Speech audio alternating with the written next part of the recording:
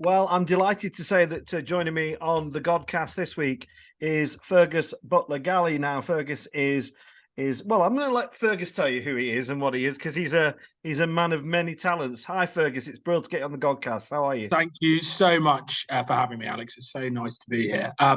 Yeah, and to have a chat and to have a chat about some of the wonderful stuff you've been doing.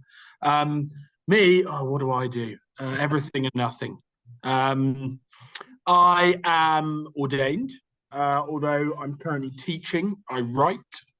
I give talks. I'm sort of a bit of jack of all trades, master of none. Sadly, story of my life. Which of those vocations came first for you, Fergus? You're a young guy. How old are you, Fergus? If you don't mind sharing with the 31 years old, just. Yeah, officially in my early 30s now. Well, I guess the only thing I was ever any good at school was making people laugh. I was like a class clown.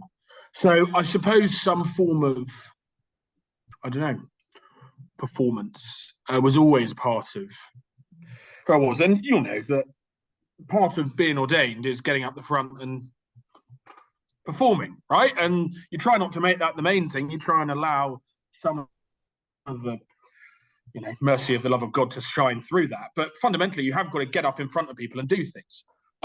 That's sort of a pretty key part of the gig. So I suppose that stuff came in first. But I don't. Yeah, I was ordained age 26. So I've been ordained now for nearly 6 years now. And I spent most of my ministry in the north of England, in Liverpool. I guess I wasn't brought up in a religious household. I just felt my way slowly towards, this being what you have to do. And I think I don't know whether that's how you feel about vocation. It's less I didn't have a road to Damascus moment or a burning bush. It was just this constant nagging sense. A priest friend of mine calls it the itch. He's like, it's like having an itch. And at some point, you choose to scratch it or you have the willpower to ignore it. And I suppose for me, it was just, right, better scratch it now and get on with it. Fergus, just looking at the humorous side of that, I mean, I think a lot of people going through the ordination process kind of ask themselves, what am I doing? And, quite often, the very nice people say, well, I'm sure there was a lot of people affirming you. Was there anybody in your life that actually said, you are mad, you are crackers? What are you doing? Every member of my family, many of my friends. I mean, it's funny when you're sort of in a world where church isn't the norm. And my parents had me quite young. I'm one of 5 kids. Very different kids. They had us all quite young, and they very much were of this sort of slightly, well, with the older kids, slightly sort of hippie idea. Oh, you go and do whatever you want to do. Now, for me, that looked like holy orders. I have a sister who went to go and live in a commune in Germany.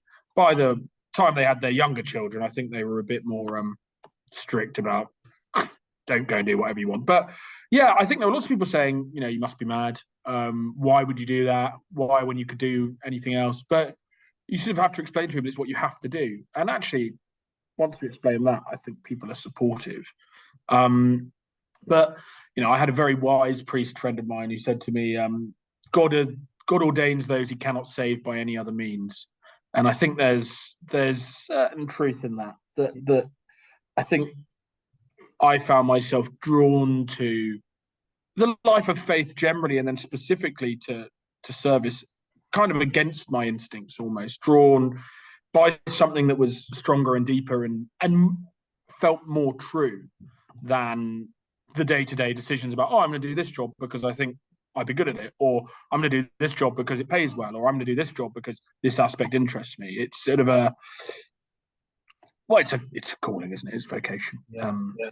And one of the things about my Godcast, Fergus, is I'm really keen for people outside the church to tune in sometimes and get a feel. So for people who don't know, you're pretty well known within the church, but those outside the church, just explain a bit about your priestly ministry. What kind of tradition are you in, and and the context to where you were working in Liverpool? Was it urban ministry? That kind of Well, I mean, what I mostly do now is I write books for downstairs toilets. That's why people kind of are vaguely aware, I think, of me in the church. But yeah, I trained for the priesthood in Cambridge. I then went and taught for a year in South Africa. It's a very different context out in the Eastern Cape, teaching students out there.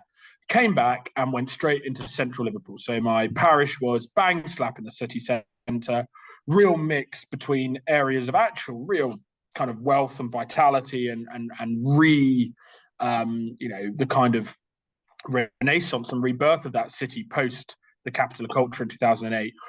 But also we included all the old docks right up into Bootle in some places, all the way down, if anyone knows Liverpool. So areas actually of huge deprivation as well. It was an incredibly mixed parish, where you would have, we had, sadly, things like shootings and stabbings and gang-related violence was quite regular. But it was also in our parish that, if there was a royal visit, it would happen there. So, it was a place where the church was very important, I think, because the church was the only thing that was marrying those two worlds together in any way, shape, or form. So my boss, the rector in Liverpool, he did a lot of the fancy stuff, right? Because that's the job. That's been, there's been a bloke doing that since 1215 or something. And there's somebody's got to do the fancy stuff. Someone's got to do the fancy stuff, and it sure as hell ain't the curate, which was me. So I did a lot of the, on the road stuff. No, we were a great clergy team, very supportive group, and I had a great time there. But there was quite a lot of, stuff where you just think, and you will have had these in ministry, where you just think, what am I doing here? How the hell did I end up doing this? And, whether it was, I did an open casket funeral where they nearly managed to hotbox it. Someone was having a spliff just outside this very small room, got filled with this marijuana smoke. And I thought, great, one of my first funerals, I'm going to end up hotboxing a load of pensioners and getting them high, because there was a crack in the window.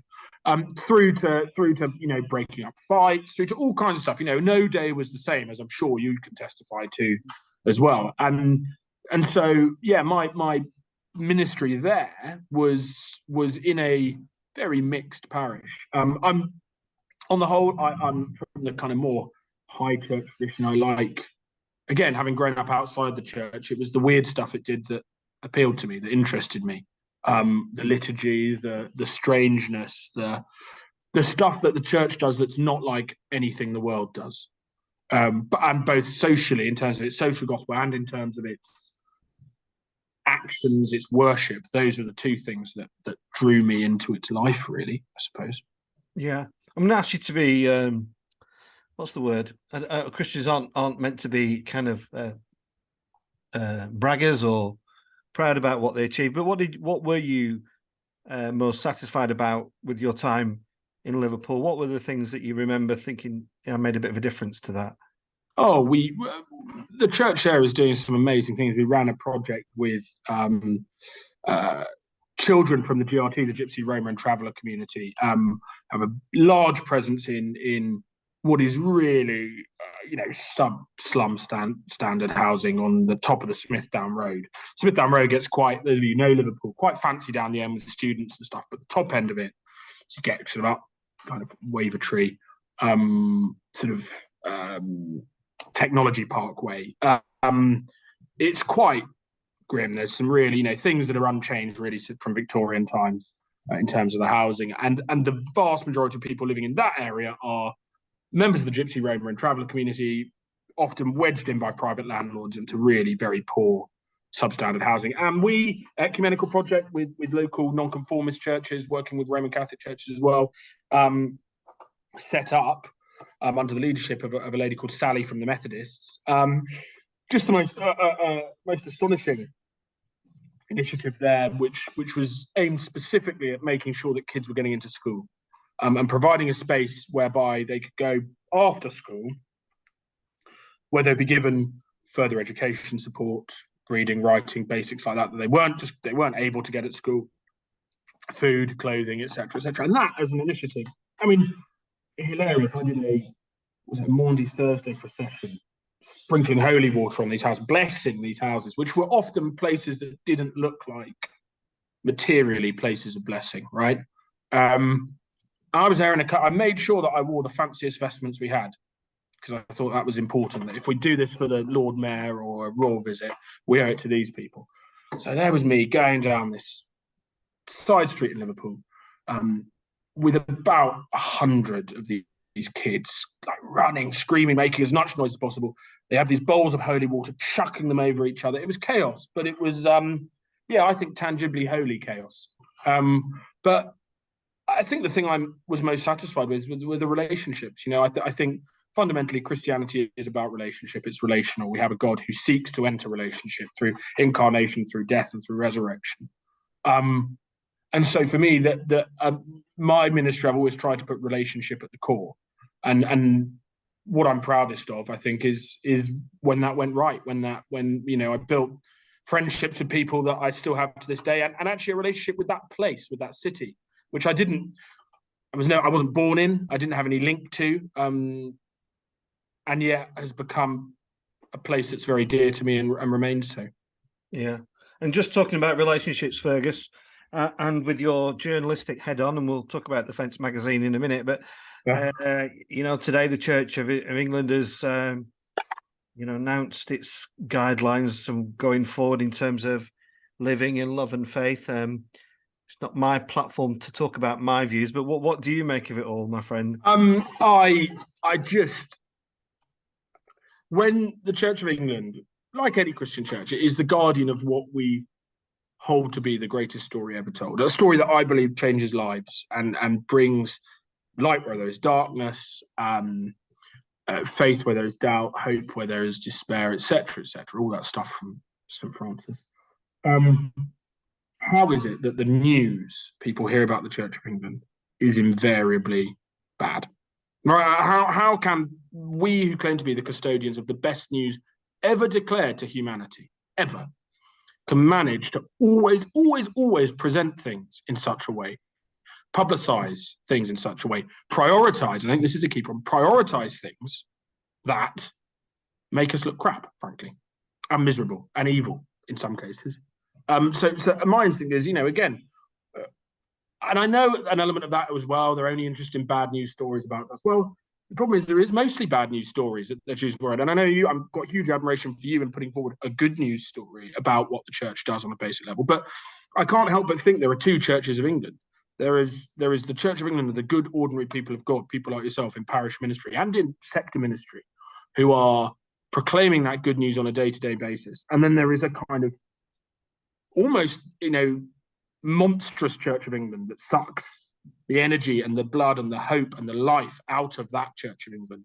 And that's the Church of England that people see in terms of public pronouncements. That's the Church of England that seems to dominate our communication of almost anything to anyone. And it's profoundly depressing. And you can see why, I don't know what you think, my instinct is morale is low, actually, among parish clergy.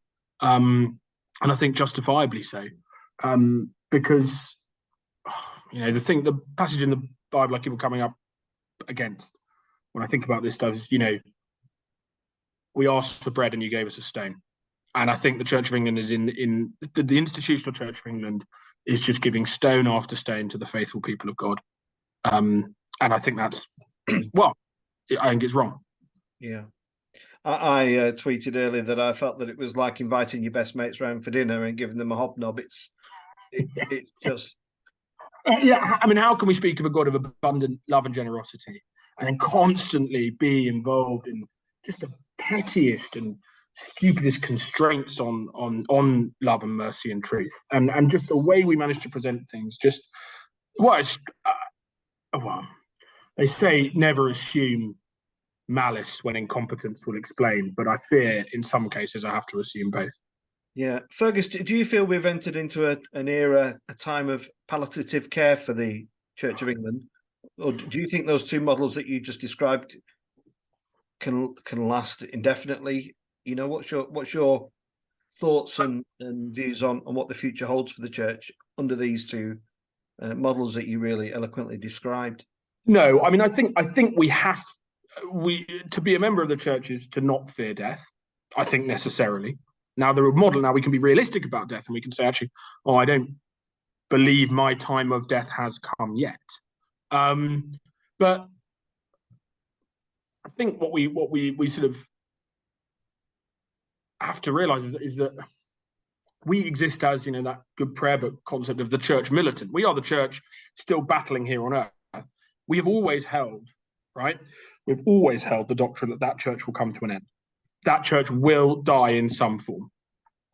We live to die. Yeah, the church exists in its current format to die and be resurrected. So if it is palliative care, I'm not as worried about that as I used to be. I am worried. What saddens me is I think that actually the Church of England has an enormous amount, and this is what I know you've written about very convincingly, what I try and write about, is that actually the institutional Church of England, for all of its faults, for all of its irritations, on the ground does some incredible things. And I think the nation, the world, and actually individual people, whether they are of faith or not, would be poorer as a result, in material terms, in spiritual terms, in the simple terms of how we define what it means to be a member of this nation, of this particular gathered community of people we call England, diverse as it is. And so, is the Church of England dying? Well, it's a long time about it, for a start. I always think reports of its death are always much overstated, as Mark Twain famously said about his own obituary. That said, I do think there's a deep problem there. There's a deep problem in how we are communicating that, who we are choosing to lead us in some places, how that leadership is expressed, how that leadership does its theology, the language around that leadership. I think we have fallen part and parcel to a jargon that is just not of God and doesn't mean anything to the vast majority of the people of God. So I don't think it's, well, to the extent that we're all dying, we're all always dying, right? Because that is the nature of life on earth, that we live in order that we might die and then live again, right? That as soon as we are born, we start the process of dying. Yes, the church is dying in that regard. It always has been, it always will be. That is a metaphysical, existential fact of the church on earth.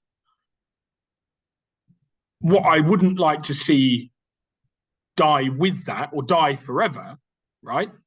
Die in spiritual terms, right? And physical death we can deal with, but to die in spiritual terms, to be spiritually lost, is that care for the ordinary people of God, that on the ground decency that I do see. And I particularly don't want that to die spiritually and a kind of soulless ghost in the machine managerialism to rattle on. Yeah. Sorry, that was a bit overwrought. But... No, it's all right. It's fine. But I also want to just get your thoughts on Synod, General Synod, because I'm on it. I have to say it's a place of cliques and exclusive clubs. I think not an awful lot of deep love for one another. And after somebody who's worked for Argos, as I haven't explained about in my book, representing managers at senior level, the difference is vast. The Argos, the secular world was friendly, welcoming, encouraging, supportive. General Synod seems anything but that. And I wonder if you feel it's fit for purpose or whether or not. No, I mean, I've always said that I've always joked that I have a group of friends who should have a contract taken out on my life if I ever end up on General Synod, because it would be a kind of mercy killing. So, but I am hugely grateful to those of you, particularly those of you, as you say, who are not involved in any kind of clique or party or whatever, who are standing and putting voices there, because it's a ministry I would not be capable of, particularly not capable of maintaining any even recognizable standard of Christian charity, which I get, stretched from at the best of times. Yeah, look, I'm working in a secular context now, and the difference is astonishing. And to feel valued I think that is my main gripe. And I think that Synod just washes that lack of value that we have for our fellow Christians in public. That absolute, almost pathological inability to see Christ in people, despite the fact that is what we state that we do every single day. And to then have that writ large, to have that projected out as the public image seems to me to be just bad. Now, I know there is something about the resurrection body still carrying wounds. I know there's something about being candid and honest and decent about those areas where we disagree, right? And the fact that there are things which I disagree with some people on, where I'm never going to convince them, they're never going to convince me, but we can focus on a deeper unity, which is found at the foot of the cross. The problem is I don't see much preaching of the cross. I don't see much grounding of identity in the cross. I don't see much grounding of who we are in the cross and the empty tomb, in the person of Jesus. If I had my way, Synod would meet twice a year and they would spend the entire thing in silent meditation before the crucifix, before the cross of Christ, and then go out and act accordingly.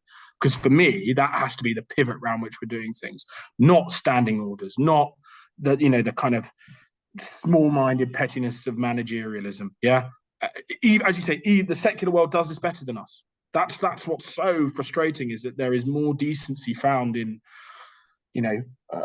a regional manager of a small business than there is in an archdeacon, and I think that is a problem. And when that is, as I say, that when that aspect of us is paraded so publicly,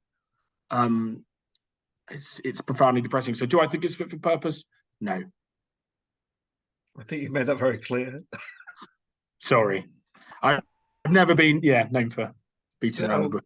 I totally agree, Fergus. So let's move on to the secular world and the Fence magazine. Tell our listeners about that. You supported us in Burnley so beautifully, and the money that you raised for our community has been spent beautifully, I think, and I'll be eternally grateful for that. But tell our listeners and viewers about your connection and the whole idea of the Fence magazine, Fergus. So the Fence is a relatively new. I mean, only been going now for 4 years or so, 3 years. New kind of magazine. It publishes satirical pieces, investigative journalism, deep dives, deep long reads, as we might call them, and bits of nonsense as well. And my main role, I have to say, is on the nonsense end of things, rather than the deep dives and the investigative journalism. My main job is to put in jokes, successfully or otherwise. So it's a publication. It's based in London, offices in Soho, trying to get a range of writers from across the UK. And the basic remit is to publish stuff that wouldn't get published anywhere else. Where there isn't either the scope of the idea is too big for a national newspaper, for instance, because they're looking at quick turnaround, or it's too specialised, or it's not specialised enough for a specialist publication. Or it's a bit tongue in cheek. It's been described as various things, sort of, millennial private eye. Viz magazine described us as the fifth best magazine in Britain, because they describe themselves as the fourth. I think, I have the role of editor at large. So one of my jobs is to go out and to make sure that the Fence isn't stuck by the London bubble, really. The editor, Charlie, spoke to me back at Christmas 2020, when just around the time that very moving BBC report came from Burnley. And I'd actually been, I know Burnley relatively well. I came up and forth quite a lot when I was in Liverpool. I had links to the Diocese of Blackburn. I sort of had some contacts with Bishop Philip, etc. This is where, as I say, normally my job there is to write jokes. The editor got in touch with me with my kind of clerical hat on and said, look, we're really aware of this. We don't know whether people are as aware as they should be. What can we do? And I said, well, look, there are two practical things. One is raising awareness so that people know, because I'm sure you will, I know you write very movingly, you've spoken very movingly about, I think a lot of people just don't realise what the reality is. I saw this in North Liverpool. seen it on visits to towns across Lancashire, and across the country, really, because it can happen anywhere. The 2 paychecks or the no paychecks or the 2 payments away, the kind of the closeness to which some people are to the precipice of their lives collapsing. So I said, firstly, you can raise awareness, but secondly, we have subscribers who are, by the nature of the fact they're subscribing to a satirical magazine, have a degree of disposable income. Some of them not very much, but it's near Christmas. Why don't we do a campaign? And I know Charlie came up and visited, spoke to you, spoke to Bishop Philip, spoke to other church leaders around, and saw reality himself, wrote an article on it, and then we raised, on the back of that, the subscribers put in for a Christmas fundraiser and raised what I'm pleased to hear was a not insignificant amount of money to help. Now, as you know, you can't just throw money at things, but it was about supporting a project on the ground that was doing stuff with and I said, look, Alex, Philip, etc. There's a track record here of knowing, and again, I'm quite touched, really, that this is look at the good side of the Church of England. A millennial satirical magazine, something that's quite on the edge of things. It's deliberately quite edgy. It's deliberately provocative. It's deliberately writing about pop culture and things that you would consider to be as far away from the Church of England as possible. That actually, the readers and the staff of that magazine said, no, the people who we need to speak to here are the people actually on the ground, and that is the Church of England parish. It is the parish priest, because this is the person who has fingers on the pulse, who can see what's needed and deploy this money in the most effective way possible. So I'm hugely thankful that link was set up. And I know I've read and I'm a huge fan of your book, and I know the Fence, through their newsletter and the magazine, has pushed that as well, because I think they're a great believer in seeing that and raising the profile of what churches like yours are doing on the ground on a day-to-day basis, which I think part of the failure of the Church of England centrally's communication has failed to emphasise that and failed to highlight that in a number of ways when it's going on every single day. Yeah, I think you put that very succinctly, Fergus, and just thank you for your comments on that and your support. In terms of the books, you have a book. I guess it's done and it's there at the publisher. Yep. To rock and roll. Touching Cloth, what a beautiful title. Yeah, that's I'm always. What's it about? Touching Cloth is about, I suppose, it's a guide to the church year, really, at its heart. I think I was hugely shaped by kind of the great pieces of Anglo-Catholic devotional. John Keble had this idea of, writing a poem for every feast in the church's calendar. How is our year shaped? How is time shaped? I'm very interested in that. How do we mark time? Because I think there's an element of, where your heart is and treasure and all that. And I think the way we mark our time is about the most valuable thing we can do. Time is valuable. Time is precious. We're constantly saying that. So how we mark time, to me, is of profound theological importance, and a place where I think the church can be enormously countercultural. Yeah, and the church can say something to the world about how we mark our time that is different and that values the stuff that the world doesn't. So it initially came out through an idea of, okay, what would a year in the life of look like? A year in the life of someone who's ordained. And my publisher then said to me, well, okay, yeah, that's a great idea. But what's also interesting is the fact that you were a man born in the early 1990s. You are of the millennial generation. You are, as a man in his, at that point, 20s, you're in the demographic least likely to believe in God or express any form of relationship to organized religion. Why did you get ordained? And so these two things became sort of fused.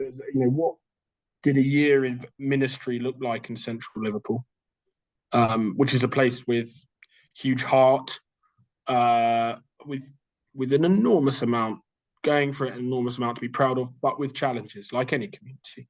And so it became a bit more personal than perhaps I'd intended, but it is essentially a guide through the church's year, starting because I don't believe in doing things conventionally with the summer.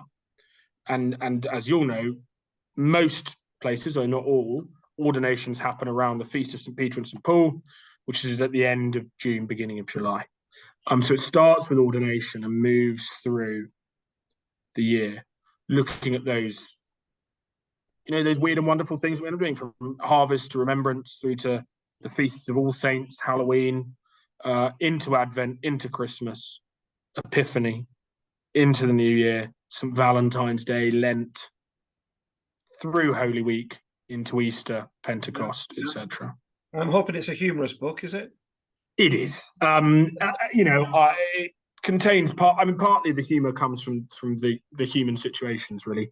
And as I say, anything from hotboxing a funeral to, a very unfortunate incident with a personal protection rape alarm in a church vestry that ended up going off.